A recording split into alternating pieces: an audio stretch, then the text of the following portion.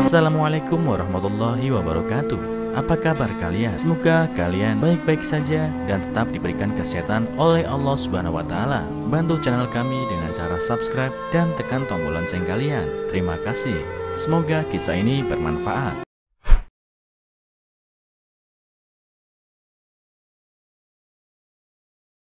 Assalamualaikum warahmatullahi wabarakatuh. Jumpa lagi di channel kesayangan kalian, Kisah Nyata Asal Trending. Semoga penonton semua senantiasa diberikan nikmat sehat yang berlimpah oleh Allah Subhanahu wa Ta'ala. Amin amin ya robbal alamin. Sebelum kita mulai ceritanya, jangan lupa like dan subscribe channel ini agar kami lebih semangat dalam menyajikan kisah-kisah lainnya. Ayah, aku tidak mau. Ini adalah kata-kata seorang gadis kecil berusia 7 tahun kepada ayahnya. Ayah kandungnya meskipun penuh dengan air mata bersiap untuk menyerahkan hak asuh dan menyerahkan gadis kecil ini kepada orang lain. 4 kata tersebut tidak hanya mencerminkan ketidakrelaan sang gadis, tetapi juga kehidupan penuh liku-liku dari ayah dan anak yang malang ini. Ada pepatah yang mengatakan, dalam sakit yang berkepanjangan tidak ada anak yang berbakti. Bahkan keluarga dekat sekalipun dalam menghadapi sakit yang berkepanjangan, sebagian dari mereka mungkin meninggalkan atau bahkan mengabaikan orang tua mereka. Namun ini adalah kasus yang jarang terjadi. Lebih banyak anak yang tetap setia menjaga orang tua mereka. Bagaimanapun juga, mereka juga dibesarkan dengan perawatan yang sama, sehingga mereka merasa wajib untuk menemani orang tua mereka di masa tua. Situasi ini biasanya terjadi pada anak yang sudah dewasa, karena mereka sudah cukup mengerti dan memiliki kemampuan untuk bertanggung jawab. Namun tokoh utama dalam cerita ini adalah seorang gadis yang baru berusia 7 tahun dan dengan berani berdiri untuk mengambil tanggung jawab merawat ayahnya yang lumpuh. Bahkan ketika ayahnya ingin menyerahkannya kepada orang lain agar dia bisa menjalani kehidupan yang lebih baik, gadis itu menangis dan dengan tegas menolak untuk meninggalkan ayahnya. Ruslan, nama ayah anak itu, bekerja sebagai kasir di sebuah restoran kecil. Suatu hari di tahun 2023, saat Ruslan keluar rumah dengan kondisi normal, dia tiba-tiba merasakan lemas di kedua kakinya saat bekerja. Kedua kakinya seperti dibebani dengan besi dan dia langsung jatuh ke tanah. Melihat Ruslan tiba-tiba jatuh, rekan kerjanya terkejut dan segera memanggil ambulans untuk membawanya ke rumah sakit. Meskipun kesadaran Ruslan sangat jelas, kelemahan di kakinya membuatnya sangat putus asa. Saat meninggalkan rumah di pagi hari, dia masih berjanji kepada putrinya untuk menjemputnya pulang dari sekolah. Tapi sekarang dia bahkan tidak bisa berdiri. Setelah pemeriksaan di rumah sakit, Ruslan segera mengetahui bahwa dirinya akan lumpuh. Radang sendi yang dideritanya tiba-tiba mengalami komplikasi, ditambah serangkaian komplikasi lainnya yang menyerangnya. Kondisi Ruslan yang awalnya kurus menjadi semakin memburuk. Terutama masalah kegagalan organ akibat komplikasi membuatnya berkali-kali berada di ambang kematian. Selain rasa sakit fisik, ada juga biaya medis yang besar, ditambah dengan ketidakberdayaan dan penderitaan mental, membuat Ruslan merasa putus asa. Menurut Ruslan, jika bukan karena memikirkan orang tuanya, istri dan anaknya, dia mungkin sudah mencabut alat bantu hidupnya sendiri untuk mengakhiri penderitaannya. Bayangkan seorang pria di usia produktif harus menghadapi kelumpuhan. Rasa sakit saja sudah cukup untuk menghancurkannya, belum lagi tekanan mental. Namun demi keluarganya, Ruslan tetap bertahan. Meskipun lumpuh, dia tetap bertahan karena masih ada kemungkinan untuk sembuh. Dia masih memiliki harapan untuk memberikan kehidupan yang baik kepada orang-orang yang dicintainya. Ruslan terus menghibur dirinya sendiri, namun kenyataan kembali memberikan pukulan keras. Meskipun sudah dipindahkan ke rumah sakit di kota, kondisi Ruslan terus memburuk. Dari luar dia terlihat semakin kurus dan di dalam tubuhnya kondisinya sudah seperti kayu lapuk yang tidak tahan terhadap sedikit pun gangguan. Dalam beberapa bulan, Ruslan mengalami kelumpuhan total dari yang awalnya hanya kelumpuhan sebagian. Tulang-tulang dalam tubuhnya sebagian besar sudah rusak. Ruslan benar-benar kehilangan kemampuan untuk merawat dirinya sendiri, bahkan tidak bisa mencabut alat bantu hidupnya sendiri. Untuk mengobati penyakitnya, keluarga yang awalnya tidak begitu kaya menjadi semakin terpuruk. Seluruh tabungan Ruslan habis untuk pengobatan dan dia sudah meminjam uang ke semua teman dan kerabat yang bisa dipinjami. Pada saat inilah istrinya akhirnya tidak bisa bertahan lagi dan meminta cerai. Ruslan sebenarnya sudah mempersiapkan diri untuk ini, tetapi ketika semuanya benar-benar terjadi di depan matanya, dia tetap tidak bisa menahan air mata. Dia tidak menyalahkan istrinya juga sudah berjuang keras. Dari awal kesehatannya sudah buruk, penghasilannya juga tidak banyak, tetapi istrinya selalu mendampingi tanpa keluhan, bahkan memberinya seorang putri yang manis. Selama bertahun-tahun pengorbanan istrinya selalu dia lihat. Jika tidak benar-benar putus asa, istrinya tidak akan meminta cerai. Justru permintaan cerai dari istrinya membuat Ruslan kembali mengevaluasi keadaannya. Sebelum dia sempat memikirkan bagaimana menghadapi situasi ini, reaksi putrinya sudah membuatnya cemas. Setelah bercerai dengan istrinya, Ruslan hanya memiliki putrinya yang masih kecil dan sepupunya yang merawatnya. Dia benar-benar tidak bisa merawat dirinya sendiri. Selain kebutuhan untuk makan dan berpakaian, dia juga membutuhkan bantuan untuk buang air dan membersihkan tubuhnya. Semua tugas ini jatuh ke tangan sepupunya, tetapi sepupunya juga harus bekerja dan memiliki kehidupannya sendiri, sehingga tidak bisa selalu merawatnya. Dalam keadaan seperti ini, putrinya yang baru berusia 7 tahun meminta izin dari sekolah untuk merawat ayahnya di rumah sakit. Mendengar niat putrinya, Ruslan merasa cemas dan marah. Anak sekecil itu tidak seharusnya berhenti sekolah untuk merawatnya. Dia hanyalah seorang ayah yang tidak berguna, tidak ada yang perlu dirawat. Namun melihat wajah polos putrinya, Ruslan merasa seperti pukulannya menabrak kapas. Semua kemarahan hilang. Dia mengerti niat putrinya muncul karena melihat kondisinya. Sebenarnya dia sangat ingin duduk dan memeluk putrinya, namun dia sudah lumpuh, bahkan tidak bisa memeluk, apalagi melindungi dan merawat seorang anak.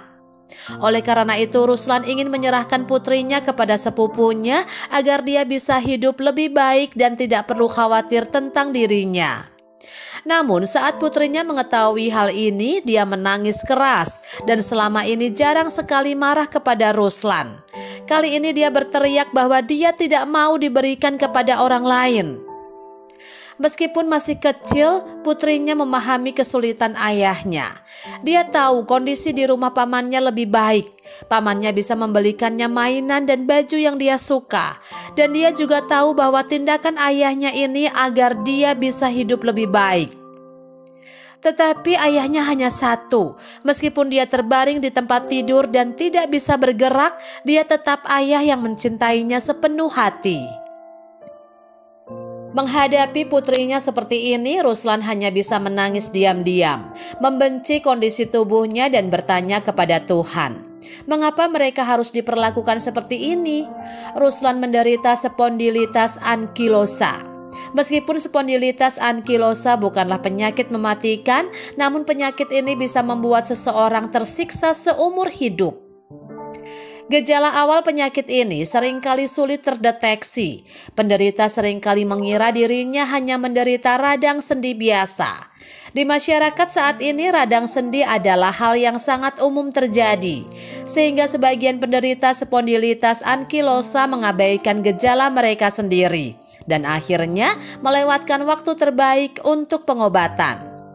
Namun meskipun pengobatan dilakukan tepat waktu, penyakit ini tidak bisa disembuhkan dengan obat-obatan biasa.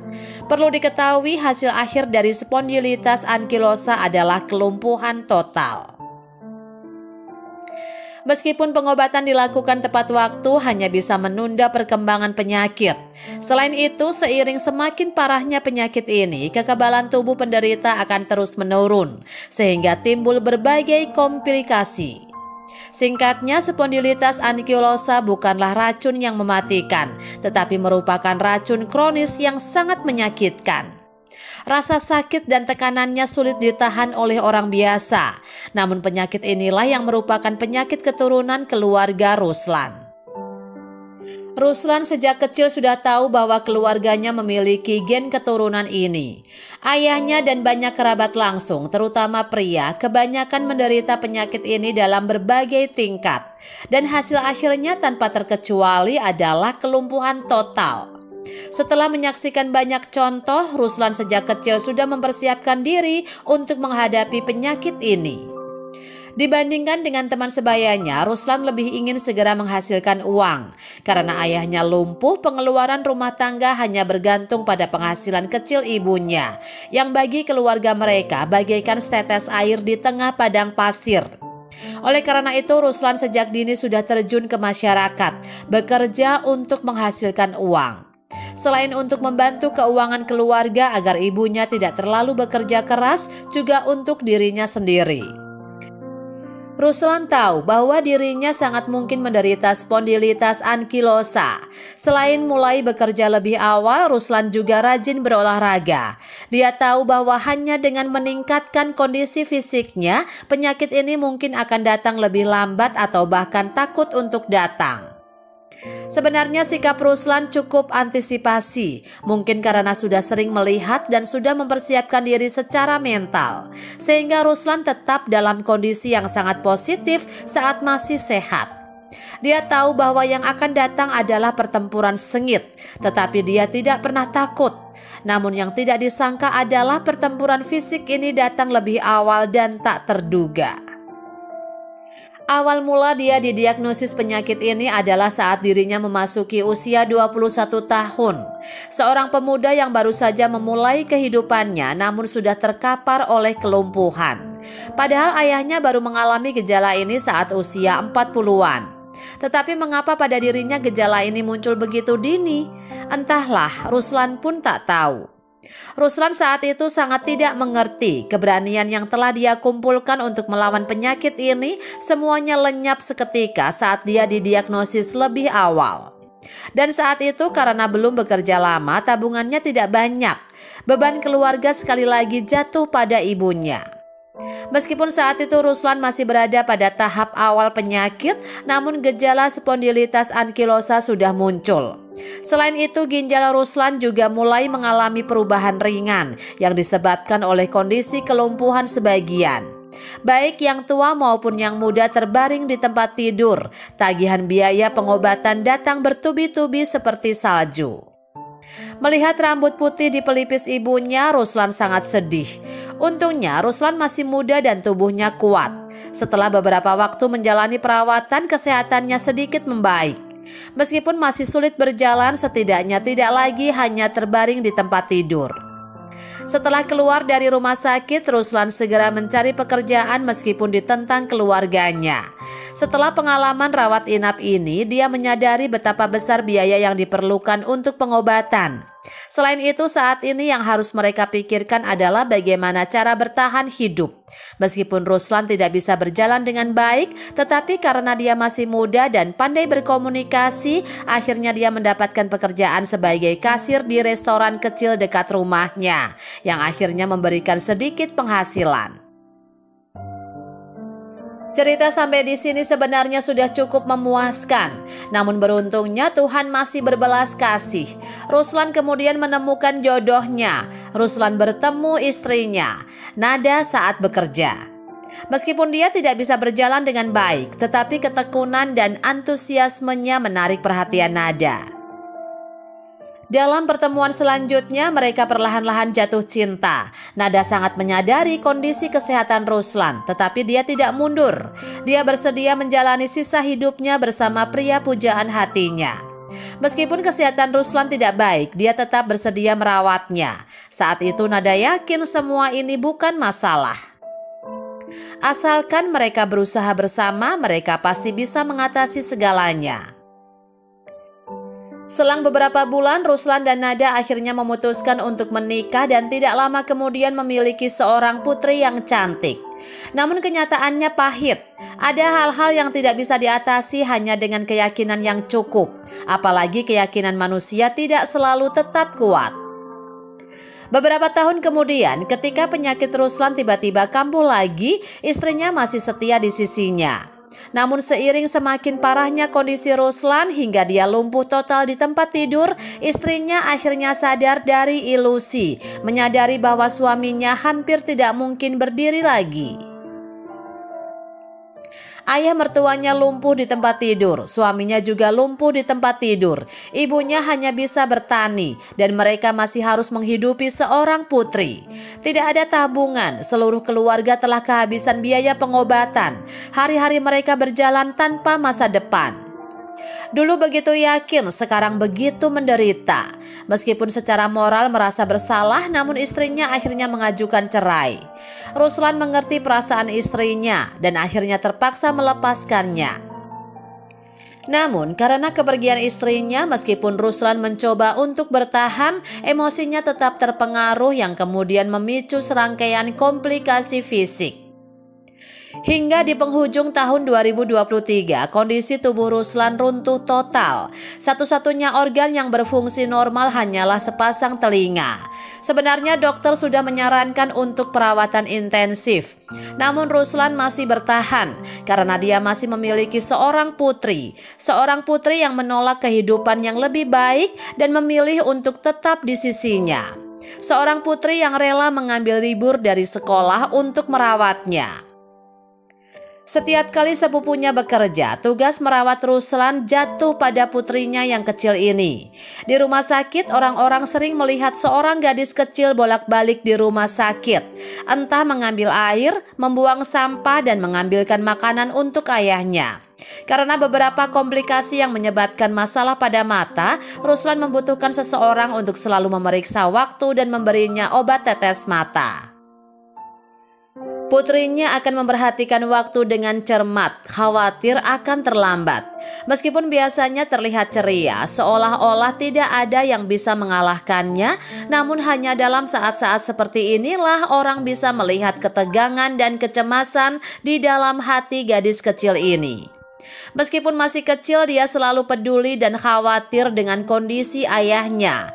Hanya saja dia tidak ingin ayahnya khawatir. Cerita Ruslan dan putrinya menyebar di seluruh rumah sakit, baik staf rumah sakit maupun pasien lain. Semua memberikan bantuan kepada ayah dan anak ini. Namun kondisi Ruslan sekali lagi memburuk. Kali ini ginjalnya mengalami gagal ginjal kronis. Pihak rumah sakit segera menyusun rencana pengobatan. Berdasarkan kondisi Ruslan saat ini, dia harus segera menjalani operasi transplantasi ginjal. Namun biaya operasi ini saja mencapai 40 juta rupiah, yang bagi keluarganya adalah jumlah yang sangat besar. Oleh karena itu, Ruslan terpaksa mulai meminta bantuan publik karena dia benar-benar tidak ingin meninggalkan putrinya. Dengan bantuan banyak orang, Ruslan telah mengumpulkan seluruh biaya dari dana sumbangan.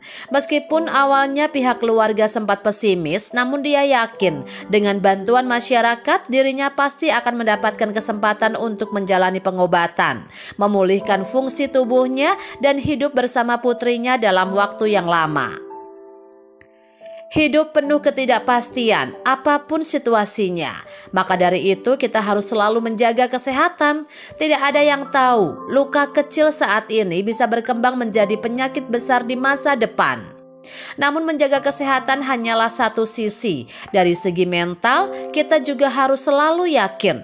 Yakin pada diri sendiri, yakin pada keluarga, yakin pada Sang Pencipta, yakin bahwa tidak ada kesulitan yang tidak bisa kita atasi dalam hidup.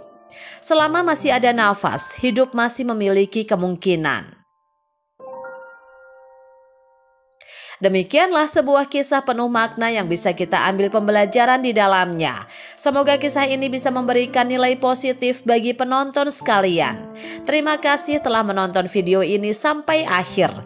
Sampai jumpa di kisah-kisah inspiratif lainnya. Jangan lupa like, subscribe, dan tinggalkan jejak kalian di kolom komentar. Wassalamualaikum warahmatullahi wabarakatuh.